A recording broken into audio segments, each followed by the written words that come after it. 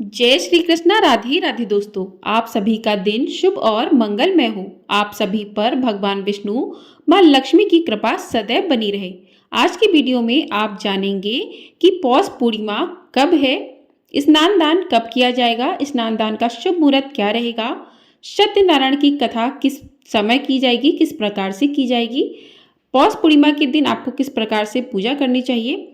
इन सभी चीज़ों की जानकारी आपको आज की इस वीडियो में मिलने वाली है, तो आप सभी लोग वीडियो में जुड़े रहिएगा और वीडियो को पूरा ज़रूर देखिएगा।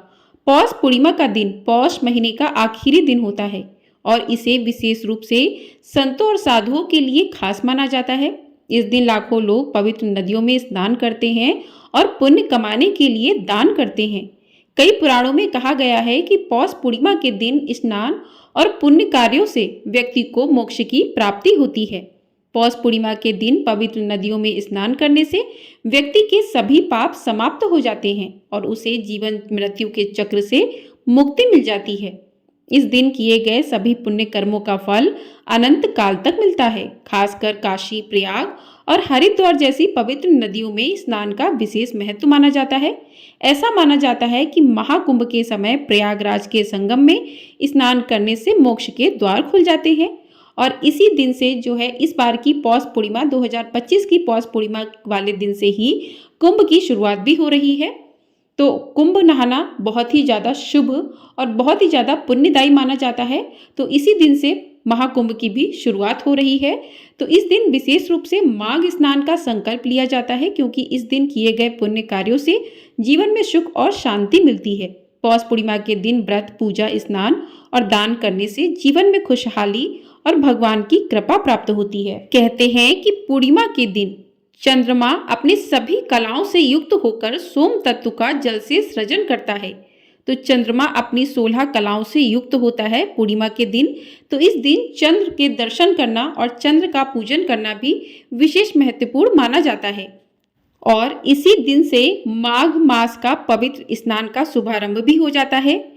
कहते हैं कि जो भी व्यक्ति पूरे माघ मास के लिए स्नान का व्रत धारण करते हैं, वह अपने स्नान का प्रारंभ पौष पूर्णिमा से शुरू करके माघी पूर्णिमा को समापन करते हैं। इस दिन स्नान के पश्चात मधुसूदन भगवान की पूजा आराधना कर उन्हें प्रसन्न करने का प्रयत्न किया जाता है, जिससे मधुसूदन की कृपा से मृत्युपरांत भक्त को स्वर्ग में स्थान मिल सके। तो अब बात कर लेते हैं कि पूर्णिमा तिथि कब से लग रही है और कब समाप्त हो रही है। तो पूर्णिमा तिथि लगेगी 13 जनवरी सोमवार सुबह 5:03 से और पूर्णिमा तिथि समाप्त होगी 14 जनवरी मंगलवार सुबह 3:56 पर। यानी कि 13 जनवरी सोमवार को सुबह 5:03 से पूर्णिमा तिथि लग जाएगी, जो कि 14 जनवरी मंगलवार सुबह 3:56 पर समाप्त होगी। तो ऐसे में साल 2025 में पौष पूर्णिमा का व्रत, स्नान दान 13 जनवरी दिन सोमवार को ही किया जाएगा और इसी दिन से माघ स्नान का प्रारंभ हो जाएगा और इसी दिन से जो है महाकुंभ की शुरुआत भी हो जाएगी। तो 13 जनवरी दिन सोमवार को ही पौष पूर्णिमा का व्रत किया जाएगा। अब जान लेते हैं शुभ मुहूर्त के बारे में। तो 13 जनवरी सोमवार को सूर्योदय होगा सुबह 7:14 पर, सूर्यास्त होगा शाम 5:56 पर, ब्रह्म मुहूर्त सुबह 5:27 से लेकर 6:21 तक रहेगा। उसके बाद अभिजीत मुहूर्त रहेगा दोपहर 12:09 से लेकर 12:51 तक। उसके बाद गोधूली मुहूर्त रहेगा शाम 5:42 से लेकर 6:09 तक। उसके बाद राहु काल जो है सुबह 8:34 से लेकर 9:53 तक रहेगा। तो राहु काल में कोई भी पूजा पाठ का काम नहीं किया जाता है। तो राहु काल में कुछ भी ना करें, स्नान दान जो है आप ब्रह्म मुहूर्त में करें, ज़्यादा ही शुभ रहेगा। अब जान लेते हैं इस दिन पूजा के मुहूर्त क्या रहेंगे। तो इस दिन प्रातः काल पूजा का जो मुहूर्त रहेगा वो 5:54 से लेकर 7:15 तक का रहेगा। सायंकाल की पूजा का शुभ मुहूर्त शाम 5:45 से लेकर शाम 7:06 तक का और गोधूली मुहूर्त शाम 5:42 से लेकर 6:09 तक रहेगा। उसके बाद चंद्रोदय होगा शाम 5:04 पर। तो इन शुभ मुहूर्त में आप जो है पूजा पाठ कर सकते हैं। ब्रह्म मुहूर्त में आप स्नान दान कर सकते हैं। उसके बाद आप पूजा पाठ और भगवान श्री सत्यनारायण का पूजन जो है वो सायंकाल में कीजिए। अगर आपने पूरे दिन व्रत किया है तो सायंकाल में भगवान श्री सत्यनारायण का पूजन कर उनकी कथा सुनिए और कथा सुनने के बाद आपका व्रत जो है चंद्रमा के दर्शन करके ही व्रत पूर्ण माना जाता है। तो इस प्रकार से आप जो है इन शुभ मुहूर्त में ही अपना स्नान दान और व्रत और कथाएं जो है आपको सुनना है, जो भी पूजा पाठ करना है शुभ मुहूर्त में ही करें, ज़्यादा शुभ माना जाएगा। अब बात करते हैं कि इस दिन आपको पूजा किस प्रकार से करनी चाहिए। तो इस दिन आप सुबह पहले तो जल्दी उठकर स्नान आदि कर लें।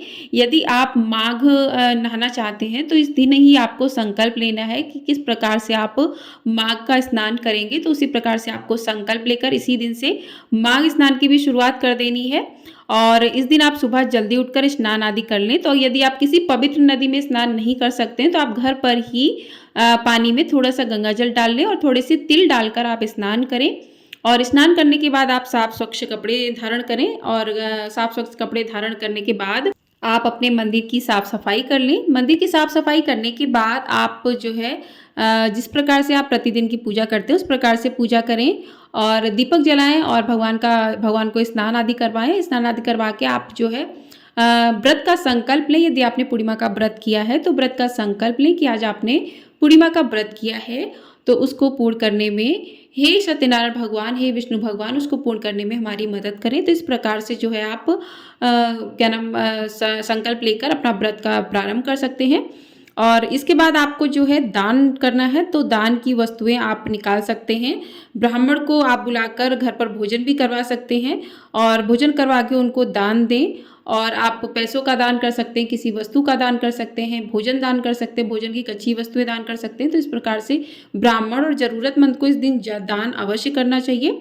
तो दान इत्यादि करने के बाद शाम के समय आप जो है भगवान, यदि आपने व्रत किया है तो भगवान श्री सत्यनारायण का पूजन करना चाहिए। और यदि आपने भगवान श्री सत्यनारायण का पूजन किया है या भगवान विष्णु का ही रूप सत्यनारायण है तो आप भगवान श्री सत्यनारायण का मंडप तैयार कीजिए। मंडप तैयार करने के बाद आप पूरे विधि विधान से भगवान को पंचामृत से स्नान करवाइए। स्नान करवाने के बाद रोली कुमकुम का तिलक कीजिए, अक्षत अर्पित कीजिए, पुष्प अर्पित कीजिए, आप जो है जनेऊ अर्पित कीजिए।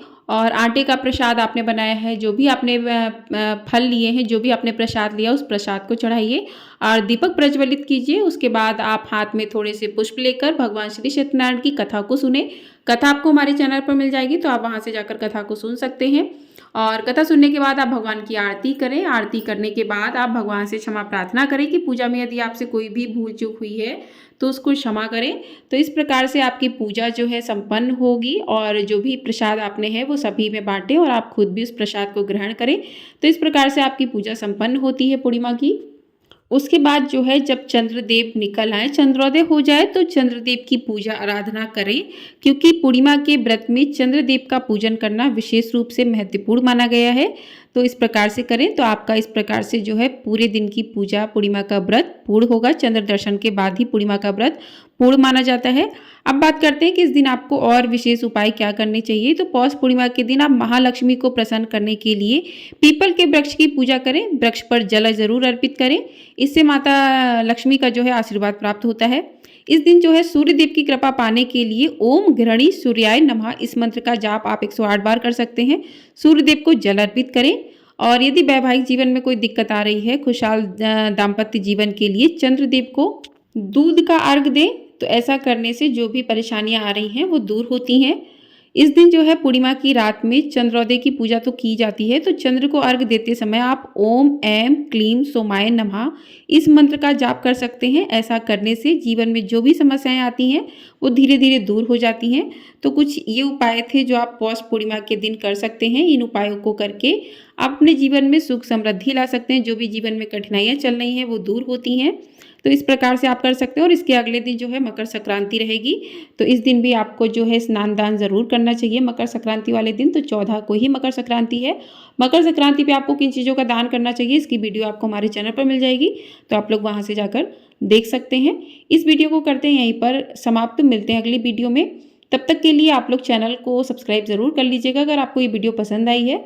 और वीडियो पसंद आई है तो वीडियो को लाइक भी अवश्य कर दीजिएगा। और हमारे चैनल पर आपको जो है व्रत त्योहार की कथाएं सुनाई जाती हैं। आपको पौष पूर्णिमा की कथा और साथ ही भगवान श्री सत्यनारायण की कथा भी सुनाई जाएगी, तो आप लोग उसे अवश्य सुनिएगा। और कमेंट बॉक्स में जय श्री कृष्ण राधे राधे अवश्य लिखिएगा। आप लोगों के लिए हम इसी प्रकार की वीडियो लाते हैं। जो भी जानकारी आपको हमारी वीडियो में मिलती है वो सही जानकारी दी जाती है। तो आप लोग वीडियो को जो है ढेर सारा अपना प्यार अवश्य दीजिएगा। और आपको हमारे चैनल पर माघ मास का महात्म्य भी सुनाया जाएगा प्रतिदिन, तो आप लोग उसे भी अवश्य सुनिएगा। तब तक के लिए इस वीडियो को करते हैं यहीं पर समाप्त। जय श्री कृष्णा।